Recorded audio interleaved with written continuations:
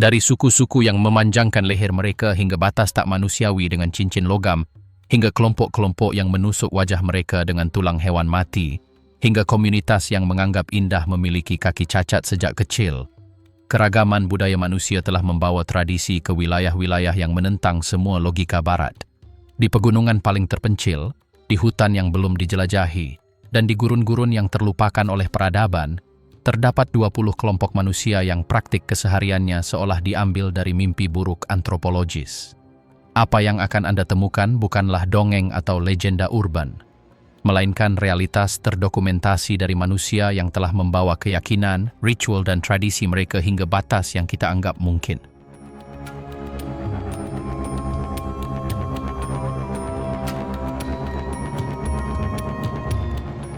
Suku ke-20 dalam tur kami membawa kami ke pegunungan Myanmar, tempat para perempuan Kayan telah mengubah rasa sakit menjadi seni selama lebih dari 1000 tahun. Dikenal sebagai perempuan jerapah, suku Kayan tidak dilahirkan dengan leher yang luar biasa panjang. Sejak usia 5 tahun, anak perempuan mulai mengenakan cincin kuningan berlapis emas di leher mereka, menambahkan cincin tambahan setiap tahun hingga mencapai berat yang bisa melebihi 10 kilogram.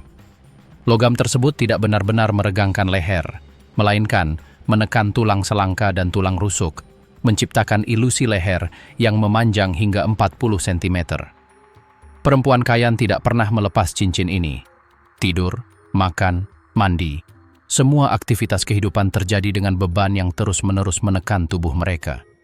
Tradisi mengatakan cincin tersebut melindungi mereka dari serangan harimau, tetapi kenyataannya lebih kompleks. Melepas cincin setelah bertahun-tahun dipakai dapat mengakibatkan mati lemas, karena otot leher telah mengalami atrofi sedemikian rupa sehingga tidak dapat menopang kepala tanpa dukungan logam tersebut. Itu adalah penjara emas yang menjadi ketergantungan vital.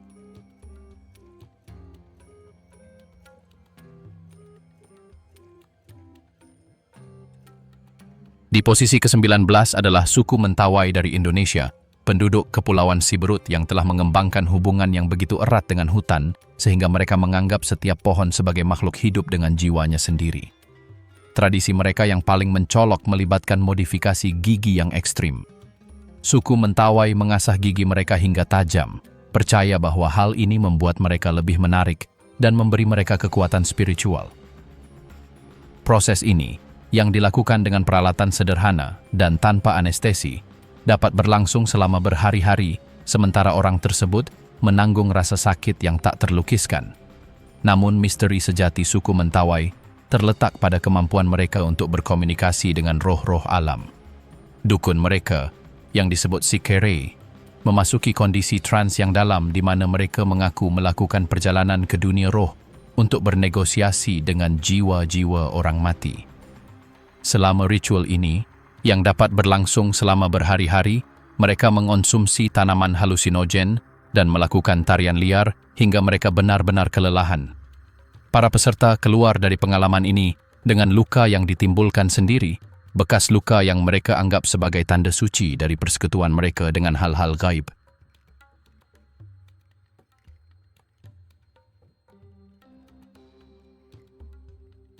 Suku peringkat ke-18 ini tinggal di dataran tinggi Ethiopia, tempat suku Mursi telah mengubah deformasi tubuh menjadi ekspresi artistik yang ekstrim. Perempuan Mursi terkenal dengan pelat bibir mereka, cakram tanah liat atau kayu yang dimasukkan ke bibir bawah setelah sayatan dalam dibuat selama masa remaja. Pelat ini dapat mencapai diameter hingga 25 cm, meregangkan bibir hingga dimensi yang mengerikan, sehingga mustahil untuk berbicara normal dan sangat menghambat makan. Proses memasukkan pelat bibir adalah ritual peralihan yang brutal. Perempuan muda itu harus tetap tidak bergerak selama berminggu-minggu sementara luka di sekitar benda asing tersebut sembuh. Banyak yang mengalami infeksi parah, dan beberapa meninggal selama proses tersebut. Sementara itu, laki-laki Mursi terlibat dalam pertempuran seremonial dengan tongkat panjang yang disebut donga, bentrokan yang sering mengakibatkan patah tulang tengkorak, kehilangan gigi, dan luka pemanen yang mereka anggap sebagai tanda kehormatan.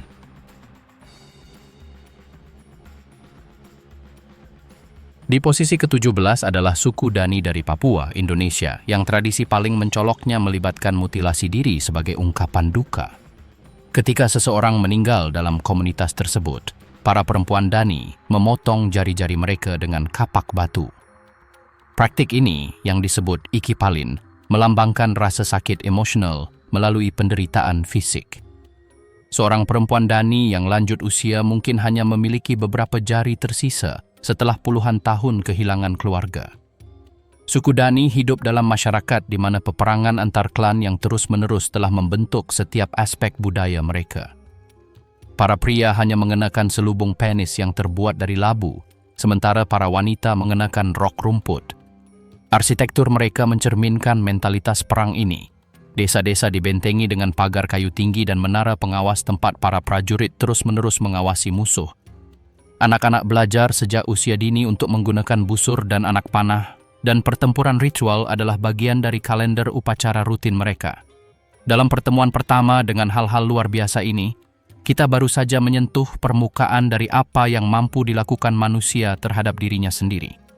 Yang membuat keempat suku pertama ini semakin membingungkan adalah bagaimana anggota mereka telah sepenuhnya menormalisasi praktik-praktik yang, bagi pengamat luar manapun, merupakan bentuk-bentuk ekstrim dari penderitaan yang mereka ciptakan sendiri. Perempuan Kayan berbicara tentang anting leher mereka seperti kita berbicara tentang memakai sepatu, sebuah gangguan kecil yang merupakan bagian dari rutinitas sehari-hari. Suku Mentawai tersenyum dengan gigi tajam mereka saat mengunyah buah pinang yang membuat mulut mereka berwarna merah darah, menciptakan citra vampir yang mereka anggap sangat menarik. Di desa-desa Mursi, gadis-gadis muda menyaksikan dengan takjub ketika ibu dan kakak perempuan mereka kesulitan makan karena penutup bibir mereka, memimpikan hari ketika mereka juga akan dapat memakai penutup ini, yang akan menyebabkan mereka menderita sakit dan komplikasi makan selama bertahun-tahun. Bagi mereka, seorang perempuan tanpa penutup bibir sama tidak lengkapnya dengan seseorang yang tidak memiliki pendidikan dasar bagi kita. Sementara itu, suku Dani telah mengembangkan teknik bedah sederhana untuk membakar tunggul jari yang diamputasi menggunakan bara api, prosedur yang mereka lakukan tanpa menunjukkan tanda-tanda trauma emosional. Komunitas-komunitas ini telah menciptakan seluruh sistem sosial di mana penderitaan fisik diubah menjadi modal sosial. Di antara suku Kayan, perempuan dengan leher yang lebih panjang memegang posisi yang lebih bergengsi dan memiliki peluang pernikahan yang lebih baik. Para prajurit Dani dengan bangga memamerkan bekas luka dari pertempuran ritual mereka sebagai lambang kehormatan, dan para perempuan lebih menyukai laki-laki dengan luka yang lebih terlihat karena mereka menunjukkan keberanian dan ketahanan terhadap rasa sakit.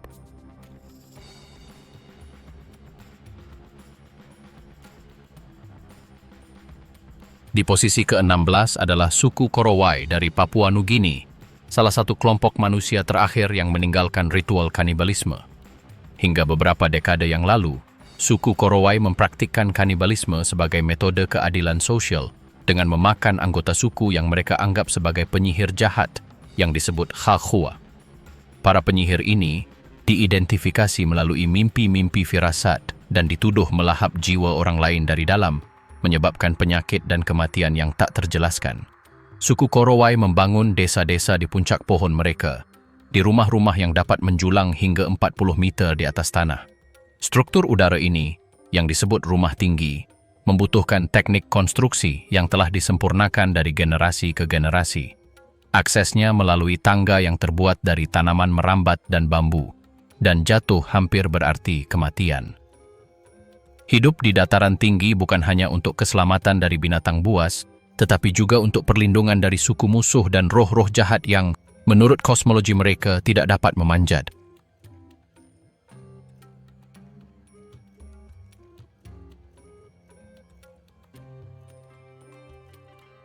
Di posisi ke-14 adalah suku Dasaneh dari Ethiopia dan Kenya, yang bertahan hidup di salah satu gurun paling keras di dunia telah mendorong mereka mengembangkan praktik-praktik yang seolah-olah berasal dari mimpi buruk pasca apokaliptik. Suku Dasaneh mempraktikkan skarifikasi ekstrim sebagai tanda identitas kesukuan. Para pria membuat sayatan yang dalam pada tubuh dan anggota tubuh mereka, menggosokkan abu dan kotoran ke luka tersebut untuk menciptakan keloid yang menonjol yang menutupi sebagian besar tubuh mereka. Para perempuan Dasaneh menjalani mutilasi alat kelamin perempuan dalam upacara yang dapat berlangsung berhari-hari. Menggunakan pisau berkarat dan tanpa anestesi, para tetua suku melakukan sayatan yang seringkali mengakibatkan infeksi fatal. Mereka yang selamat dari proses tersebut dianggap layak untuk dinikahi, sementara mereka yang meninggal dianggap ditolak oleh roh leluhur. Perekonomian Dasaneh didasarkan pada pencurian ternak dari suku-suku tetangga, penyerbuan brutal yang dapat mengakibatkan pembantaian brutal. Para pejuang yang paling sukses diberi hadiah istri tambahan dan hak untuk mengenakan perhiasan khusus yang terbuat dari tulang manusia. Selama upacara inisiasi pria, para pemuda harus membunuh musuh dan membawa pulang potongan tubuh sebagai bukti keberanian mereka.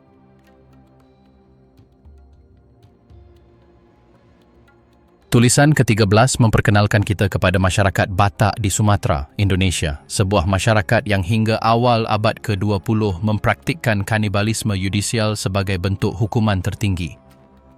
Suku Batak mengembangkan sistem hukum yang kompleks di mana kejahatan tertentu, seperti perzinahan, pengkhianatan atau ilmu sihir, dihukum mati dan ritual konsumsi pelaku oleh seluruh masyarakat. Terpidana diikat pada tiang di tengah desa dan disiksa selama berhari-hari sebelum dieksekusi. Prosesnya meliputi pemotongan sistematis yang dilakukan saat pelaku masih hidup, dimulai dari anggota tubuh hingga organ vital. Dagingnya dimasak dalam api upacara dan dibagikan kepada seluruh anggota masyarakat, termasuk anak-anak, sebagai metode penyucian kolektif. Suku Batak percaya bahwa memakan daging penjahat akan menyalurkan kekuatan hidup mereka kepada masyarakat sekaligus menghilangkan kejahatan spiritual mereka. Tulang-tulangnya digiling menjadi bubuk, dicampur dengan beras, dan dikonsumsi selama berbulan-bulan setelah eksekusi. Tengkorak-tengkoraknya diawetkan sebagai piala dan dipajang di rumah-rumah upacara sebagai peringatan bagi para pelanggar di masa mendatang. Tradisi-tradisi ini mau tidak mau membawa kita ke wilayah yang lebih gelap lagi, di mana praktik-praktik yang kita anggap terkutuk ternyata merupakan ekspresi sehari-hari dari budaya-budaya yang telah berkembang sepenuhnya asing bagi konsep-konsep kita tentang moralitas dan kemanusiaan. Di posisi ke-12 adalah suku Fore dari Papua Nugini, yang terkenal karena mengembangkan penyakit saraf yang disebut kuru akibat praktik ritual kanibalisme mereka. Selama beberapa dekade, suku Fore mengonsumsi otak dan sistem saraf kerabat mereka yang telah meninggal sebagai bagian dari upacara pemakaman yang bertujuan untuk menghormati orang mati dan menyerap kebijaksanaan mereka. Perempuan dan anak-anak yang secara tradisional menerima bagian tubuh ini selama ritual mengembangkan penyakit degeneratif yang menyebabkan tremor tak terkendali, tawa kompulsif, dan akhirnya kematian. Gejala kuru meliputi hilangnya kendali otot secara progresif, episode tawa histeris yang dapat berlangsung berjam-jam, dan kemunduran mental yang menyebabkan kondisi vegetatif sebelum kematian. Penyakit ini dapat tetap dorman selama beberapa dekade sebelum bermanifestasi, dan begitu gejala muncul, kematian tak terelakkan. Suku Fore menafsirkan gejala-gejala ini sebagai kerasukan roh yang mendorong mereka untuk mengintensifkan ritual kanibalisme mereka sehingga memperburuk epidemi. Selama upacara pemakaman, kerabat almarhum berkumpul di rumah-rumah upacara tempat jenazah dimasak dalam oven bawah tanah selama berhari-hari.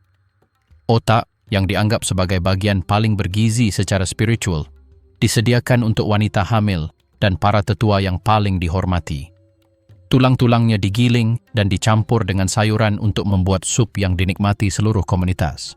Siklus konsumsi ritual ini berlanjut hingga efek kuru yang menghancurkan memaksa praktik tersebut ditinggalkan.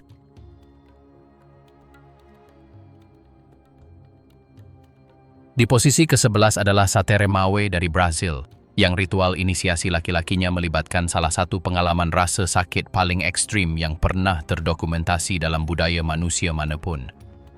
Para pemuda yang ingin menjadi prajurit harus memasukkan tangan mereka ke dalam sarung tangan anyaman, berisi semut peluru, serangga yang racunnya menghasilkan rasa sakit paling hebat di dunia hewan, sebanding dengan rasa sakit yang ditembak. Semut peluru dinamakan demikian karena sengatannya terasa seperti ditembak, menyuntikkan neurotoksin yang disebut poneratoksin, yang menyebabkan kelumpuhan sementara, halusinasi, dan rasa sakit yang dapat berlangsung hingga 24 jam.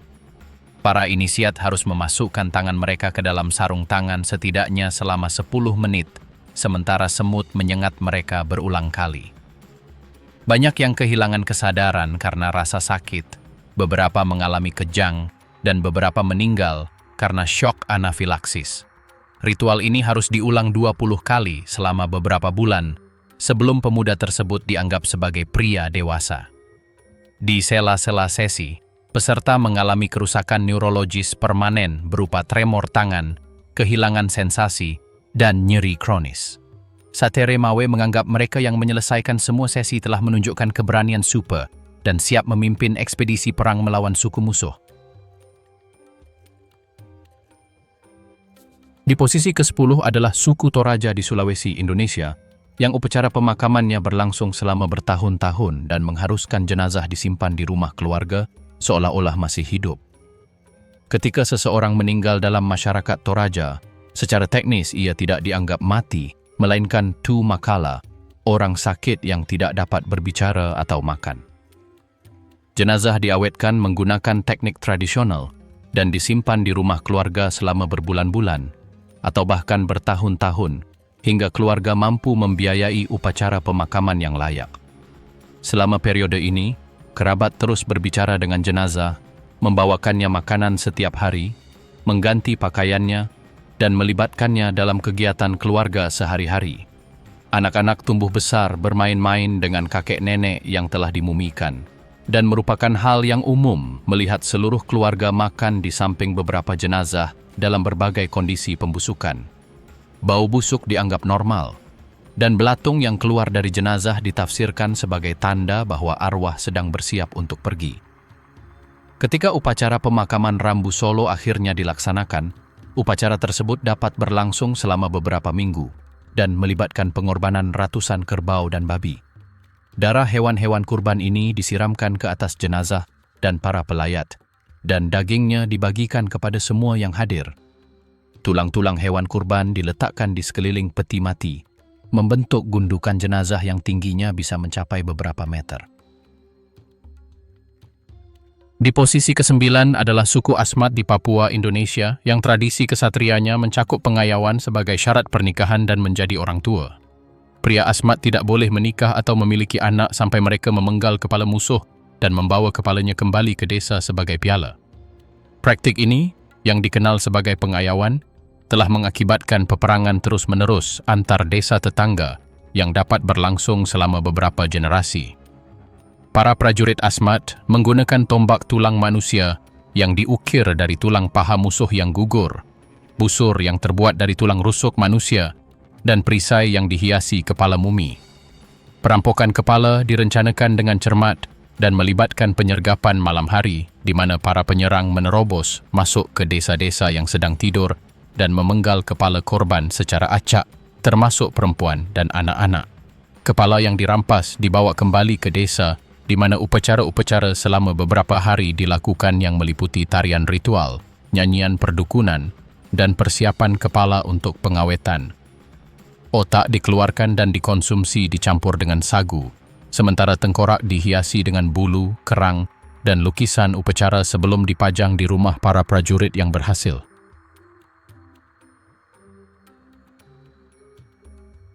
Di posisi ke-7 adalah suku Sentinel dari Pulau Sentinel Utara di Samudra Hindia, yang bisa dibilang merupakan kelompok manusia paling terisolasi dan paling ganas di planet ini. Selama lebih dari 60.000 tahun, suku Sentinel menolak segala bentuk kontak dengan dunia luar, menyerang siapapun yang mendekati pulau mereka dengan panah mematikan. Permusuhan mereka begitu konsisten dan mematikan sehingga pemerintah India telah menyatakan wilayah mereka terlarang dan membiarkan mereka sepenuhnya sendirian. Beberapa pertemuan yang terdokumentasi dengan suku Sentinel mengakibatkan kematian mendadak. Pada tahun 2006, mereka membunuh 2 nelayan yang secara tidak sengaja tersesat di pantai mereka.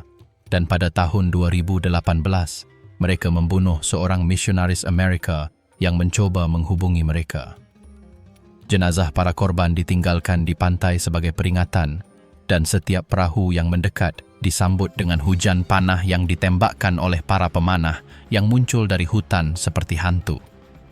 Pengamatan udara telah mengungkapkan bahwa suku Sentinel tinggal di gubuk-gubuk primitif, menggunakan peralatan batu dan memelihara api yang tak pernah padam. Mereka tidak mengenal pertanian atau domestikasi hewan dan hanya hidup dari berburu, menangkap ikan, dan meramu.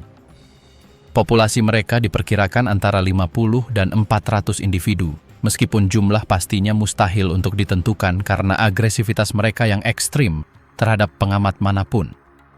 Para antropolog berspekulasi bahwa suku Sentinel mungkin merupakan mata rantai evolusi antara manusia modern awal dan masyarakat kontemporer, yang sama sekali tidak berubah selama ribuan tahun.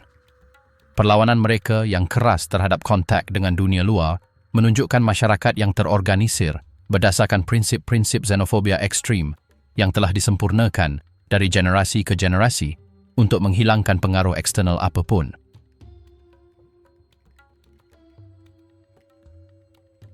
Di posisi ke-6 adalah suku Korubo dari Brasil, yang dikenal sebagai para pemburu, karena penggunaan tongkat kayu mereka secara eksklusif untuk berburu dan berperang. Suku Korubo adalah salah satu suku paling ganas di Amazon, yang secara sistematis membunuh para misionaris, antropolog, dan pejabat pemerintah yang mencoba menghubungi mereka selama beberapa dekade. Para prajurit Korubo membuat tongkat besar yang diukir dari kayu yang sangat keras, senjata yang dapat menghancurkan tengkorak manusia hanya dengan satu pukulan. Teknik tempur mereka meliputi penyergapan diam-diam, di mana mereka muncul dari hutan seperti penampakan dan menyerang dengan keganasan yang telah meneror suku-suku tetangga selama beberapa generasi. Mereka tidak menggunakan busur dan anak panah, hanya mengandalkan kekuatan kasar tongkat mereka dan taktik gerilya yang diasah selama berabad-abad. Para perempuan Korubo secara aktif berpartisipasi dalam penyerbuan yang brutal, menggunakan tongkat yang lebih kecil, tetapi sama mematikannya. Anak-anak mempelajari teknik tempur sejak mereka bisa berjalan, dan merupakan hal yang umum untuk melihat anak-anak berusia 5 atau 6 tahun berlatih gerakan menyerang dengan tongkat kecil. Seluruh masyarakat diorganisir berdasarkan peperangan yang konstan, dengan setiap anggota dilatih sejak kecil untuk membunuh secara efisien dengan senjata tumpul.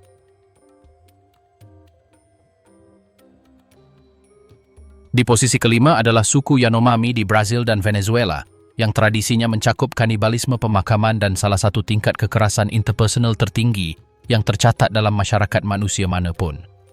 Suku Yanomami mengonsumsi abu kerabat mereka yang telah meninggal yang dicampur dengan pisang dalam upacara yang dapat berlangsung selama berminggu-minggu, dengan keyakinan bahwa hal ini memungkinkan jiwa orang yang meninggal menemukan kedamaian di alam roh. Jenazah orang yang meninggal dibakar dalam api unggun seremonial hingga hanya tersisa tulang dan abu. Sisa-sisa ini digiling dengan hati-hati menjadi bubuk halus yang dicampur dengan pisang tumbuk dan dikonsumsi oleh seluruh anggota masyarakat selama pesta ritual. Suku Yanomami percaya bahwa membiarkan tubuh membusuk secara alami akan mengutuk jiwa untuk mengembara selamanya sebagai roh jahat, sehingga ritual konsumsi abu dianggap sebagai tindakan cinta dan penghormatan kepada orang yang telah meninggal. Masyarakat Yanomami dicirikan oleh tingkat kekerasan dalam rumah tangga dan suku yang ekstrim. Para pria secara rutin memukuli istri mereka dengan tongkat, dan wanita dengan lebih banyak bekas luka dan patah tulang dianggap lebih diinginkan karena mereka menunjukkan bahwa suami mereka cukup menghargai mereka untuk mendisiplinkan mereka secara teratur. Anak-anak tumbuh besar menyaksikan pemukulan brutal sebagai bagian normal dari kehidupan keluarga dan belajar sejak dini bahwa kekerasan adalah cara yang tepat untuk menyelesaikan konflik apapun. Pertemuan-pertemuan dengan masyarakat yang berada di pinggiran peradaban ini mempersiapkan kita untuk menghadapi kelompok-kelompok yang bahkan lebih meresahkan, di mana praktik-praktik ritual melampaui segala pemahaman manusia dan menghadapkan kita dengan aspek-aspek spesies kita yang ingin kita abaikan sepenuhnya.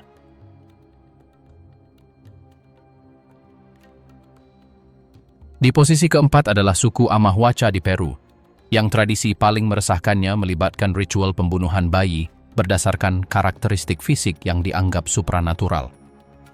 Suku Amahuaca percaya bahwa anak-anak yang lahir dengan cacat lahir, bayi kembar, atau bayi yang menangis berlebihan selama minggu-minggu pertama, kehidupan mereka dirasuki oleh roh jahat yang pada akhirnya akan menghancurkan seluruh suku. Bayi-bayi ini dibunuh menggunakan metode khusus yang bervariasi, tergantung pada jenis kerasukan yang diidentifikasi. Bayi dengan bibir sumbing dikubur hidup-hidup di sarang semut, tempat semut karnivora perlahan melahap tubuh mereka saat mereka masih bernapas. Bayi kembar dianggap sangat berbahaya dan dimusnahkan dengan merebusnya sampai mati dalam kuali berisi air, sebuah proses yang dapat memakan waktu beberapa jam sementara orang tua mengawasi tanpa campur tangan. Anak-anak yang lahir dengan 6 jari dipenggal segera setelah lahir dan kepala mereka diawetkan sebagai jimat pelindung yang digantung di tiang-tiang rumah komunal.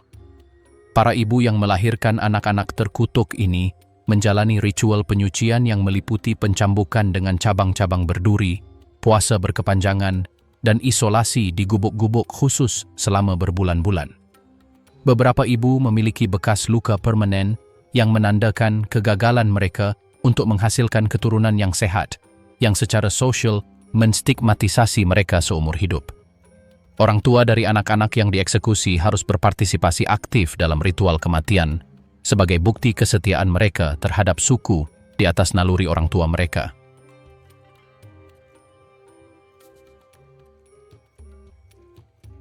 Pertama, suku paling ekstrim dalam tur kami adalah suku Ik dari Uganda, sebuah kelompok yang telah mengembangkan apa yang disebut para antropolog sebagai sosiopati budaya yang dilembagakan.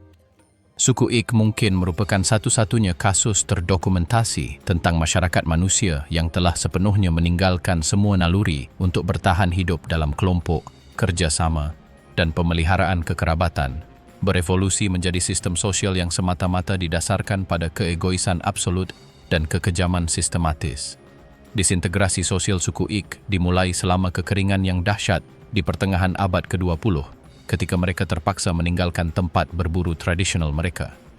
Namun, yang muncul dari krisis ini bukanlah adaptasi atau ketahanan, melainkan transformasi budaya yang secara sistematis menghilangkan segala bentuk altruisme, kasih sayang, atau kerja sama sosial. Suku Ik mengembangkan budaya di mana kekejaman terhadap mereka yang paling rentan tidak hanya menjadi norma yang diterima, tetapi juga secara aktif mencari hiburan. Dalam masyarakat Ik, orang tua secara rutin meninggalkan anak-anak mereka yang berusia 3 tahun untuk bertahan hidup sendirian, menganggap pengasuhan orang tua di luar usia tersebut sebagai pemborosan sumber daya. Anak-anak terlantar membentuk geng-geng survivalis yang bersaing sengit satu sama lain untuk mendapatkan makanan dan tempat tinggal, mengembangkan mentalitas sejak dini bahwa kelangsungan hidup individu membenarkan segala tindakan kekerasan atau pengkhianatan terhadap anggota kelompok lainnya. Lansia dan orang sakit diperlakukan dengan kekejaman sistematis yang mencakup tidak memberi mereka makan, mendorong mereka dari tebing ketika mereka terlalu lemah untuk berjalan, dan menggunakan tubuh mereka yang sekarat untuk hiburan. Suku Ik telah mengembangkan permainan ritual di mana sekelompok orang dewasa yang sehat bergiliran menyiksa orang-orang yang rentan secara perlahan, sambil tertawa menyaksikan penderitaan mereka. Episode kekejaman kolektif ini dapat berlangsung berhari-hari, dengan korban dibiarkan hidup khusus untuk memperpanjang hiburan. Struktur sosial Ik sama sekali tidak memiliki hierarki yang didasarkan pada rasa hormat, kebijaksanaan, atau kepemimpinan tradisional. Sebaliknya, status ditentukan semata-mata oleh kemampuan individu untuk menimbulkan penderitaan pada orang lain sambil menghindari menjadi korban. Pemimpin sementara muncul dan menghilang semata-mata berdasarkan kemampuan mereka untuk memanipulasi, mengkhianati, dan menjadikan anggota kelompok lain sebagai korban tanpa pembalasan. Bahasa Ik telah berevolusi untuk menghilangkan kata-kata yang berkaitan dengan konsep-konsep seperti cinta, persahabatan, rasa syukur, atau kasih sayang. Sebaliknya, mereka telah mengembangkan kosakata yang luar biasa, kaya untuk menggambarkan berbagai bentuk kekejaman, pengkhianatan, dan penderitaan orang lain. Anak-anak belajar istilah-istilah spesifik sejak usia dini untuk berbagai jenis rasa sakit yang dapat mereka timpakan kepada orang lain, tetapi mereka sama sekali tidak memiliki kata-kata untuk mengungkapkan kasih sayang atau kepedulian terhadap sesama manusia. Perjalanan melalui 20 suku ini menghadapkan kita pada kebenaran yang tidak mengenakan tentang keberagaman pengalaman manusia. Melampaui penilaian moral kita, masyarakat-masyarakat ini telah mengembangkan cara-cara hidup yang menantang gagasan paling dasar kita tentang apa artinya menjadi manusia. Mereka adalah pengingat bahwa budaya dapat membentuk sifat manusia ke arah yang tak pernah kita bayangkan sebelumnya, dan bahwa batas-batas dari apa yang kita anggap normal jauh lebih rapuh daripada yang kita yakini.